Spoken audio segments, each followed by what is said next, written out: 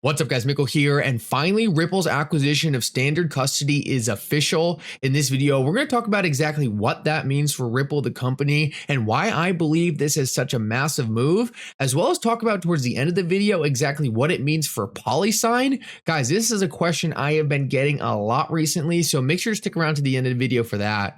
Like always, your support means so much to this channel. Guys, thank you to everyone who takes the time to like the videos and subscribe to the channel. These two things really do help me out so much. Also, if you ever need a good place to buy some XRP, make sure to check out my favorite exchange Uphold down in the description of this video. With that said, let's jump right into it, and I hope you guys enjoy the content. So guys, I want to start this video out and just quickly bring something to your attention because it's something that I don't think enough people know about. I kind of thought this was common knowledge at this point, but I'm starting to realize not that many people actually picked up on this.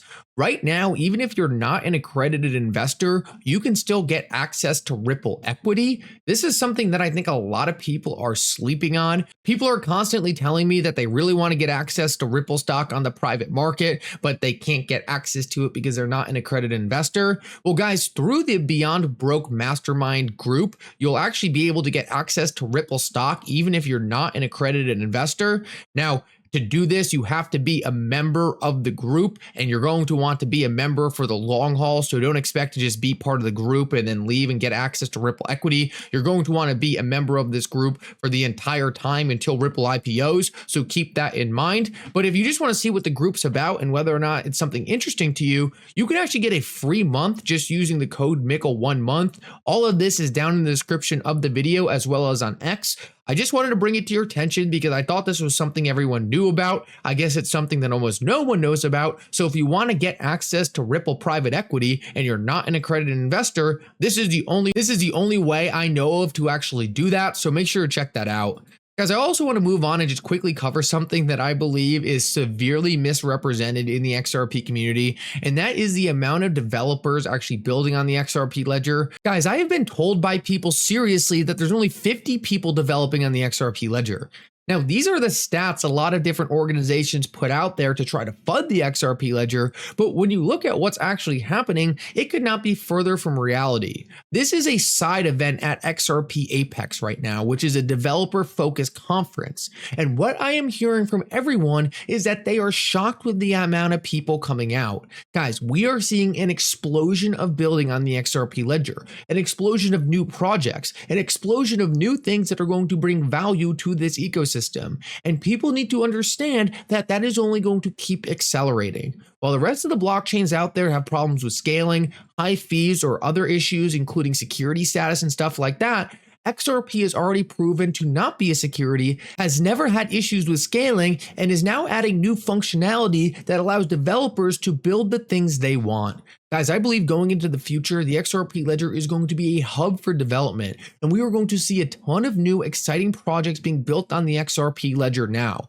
Now, we're not seeing all of them at this moment because the developers are just starting to show up in waves. But in 1 year from now, 6 months from now, whatever it is, all these people who are learning about the XRP ledger are going to come with their own products, and I believe we are going to see an explosion the likes we have never seen before. Now, guys, a lot of people are discrediting this. A lot of people are telling you, oh, there's no developers coming, blah, blah, blah, blah, blah. Guys, that could not be further from the truth. And what I am seeing is that there is a ton of new people coming here to build a vibrant ecosystem on the XRP ledger because we know its security status. We know it's been up and running for 12 plus years. We know it has remained fast and efficient. And now we are adding the tooling necessary to allow big institutions to come in and utilize the platform. Guys, that is going to be massively beneficial for anyone who builds a project here, and I believe things are just getting started, but getting started at the perfect time for mass adoption of this industry.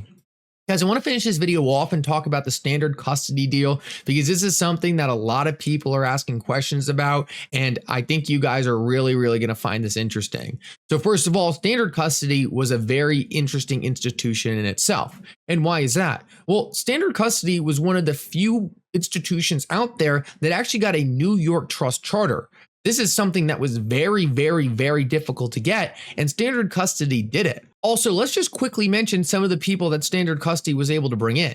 People like Tim Keeney, who used to be the head of BNY Mellon and led an organization of over 25,000 people, who were responsible for custodying more than 25% of global institutional assets. Guys, these are some big, heavy hitters who are now likely going to be brought over to Ripple. And it forces me to ask the question, how does Ripple continue to land top tier talent like Rosie Rios, like Tim Keeney, like Jack McDonald, these people who have serious resumes who could work for the largest institutions out there, but instead choose to work for people like Standard Custody and Ripple? Guys, to me, this tells me that Ripple likely has massive things they can show them on the back end once NDAs are signed. We know Ripple has close to 1,700 different contracts with major institutions, and we've heard from people like Uphold that some of these institutions are so large, they are household US names. Guys, what we likely are seeing is the people coming to Ripple who have these impressive resumes are doing so because they understand and are being told that there is mass adoption taking place behind the scenes. You do not land people like this at these small organizations unless you have something to show them that is going to ensure them that you are going to be a massive player in the developing financial ecosystem. To me, this is just more confirmation that things like Standard Custody and organizations like Ripple have a lot more to show on the back end, and it simply hasn't been made public yet. So I am very excited that Ripple has been able to acquire Standard Custody because not only are they getting some very important licensing, they're also getting a star-studded team that is going to just make Ripple all the more powerful. It's something I always harp on when it comes to Ripple, the company. People say, why does the board of directors matter? Why do these different people matter when it comes to being a global infrastructure player for the financial system?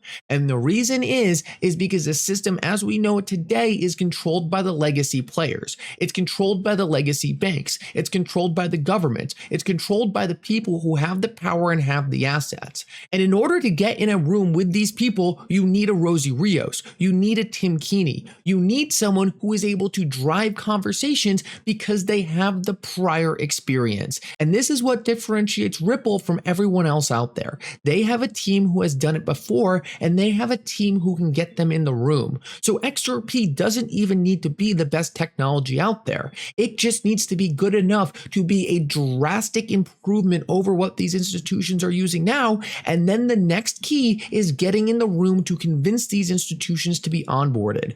No one has a better team out there than Ripple to do this. And we continue to see time after time that Ripple is somehow able to show these people on the back end that they need to come over and work for them. Guys, for these people, reputation is key, and they would not be coming over to Ripple in the middle of the Ripple SEC case if Ripple didn't have something substantial to show them on the back end. To me, this makes me all the more confident than ever that Ripple has some massive contracts on the back end. They're landing star-studded talent because these people are seeing things that make them know they absolutely need to work for Ripple, the company, before they miss out on the boat. PolySign was a part of Standard Custody that essentially got axed in this buyout process. Ripple did not buy PolySign, they only bought Standard Custody. So a lot of people who are holding shares in PolySign are asking, hey, what happens to our investment? Now, guys, I have no idea. I have no information on exactly what's going to happen. But what I believe is ultimately going to happen to PolySign is a large institutional buyer is likely going to purchase it. It's probably very powerful IP. It probably can do a lot of things that are going to be very critical to the next generation financial system. But I have just as many questions in regards to this as many of you. Because if PolySign is so powerful and it's such a big technology, why didn't Ripple buy it also? And why hasn't it already been bought by a major institution? To me, there are some serious question marks here that I want to see answered. I am very excited to see how all this plays out because to me, there just seems to be more here that meets the eye. Why wasn't PolySign bought by Ripple? Why wasn't PolySign already bought up by a major institution? How did PolySign get these major players at the firm, but now is just sitting in peril? A lot of these major players had enough assets to fill the hole anyway. Why didn't the hole get filled? So guys, I really do believe there is going to be something very, very interesting happening in regards to all of this in the near future. I'm going to keep my eye open, but it's important to understand that if you were a PolySign holder, if you're wondering if you're going to get screwed over on all of this benefit, just understand, guys, this has always been the risk of investing in private equity. This is why it's really meant for institutional investors. This is why it's meant for people who are qualified investors. So keep that in mind, right? It was always a risk getting into this stuff. I hate to say it because if people lose money on this, obviously that's going to stink, but it's really just part of investing in private markets. These kinds of things happen. So always consider that when you make an investment in a private market, right? It's not like the public market. You don't have the same guarantees. Stuff like this happens. So it's just important to note. It might be an important learning lesson for some people. People have really argued a lot about how private markets should be available to everyone, but this kind of stuff happens in private markets. So then if you're on the other side of that complaining about how the private markets are rigged, well, that's why people try to not let certain people get into private markets. So just keep that in mind.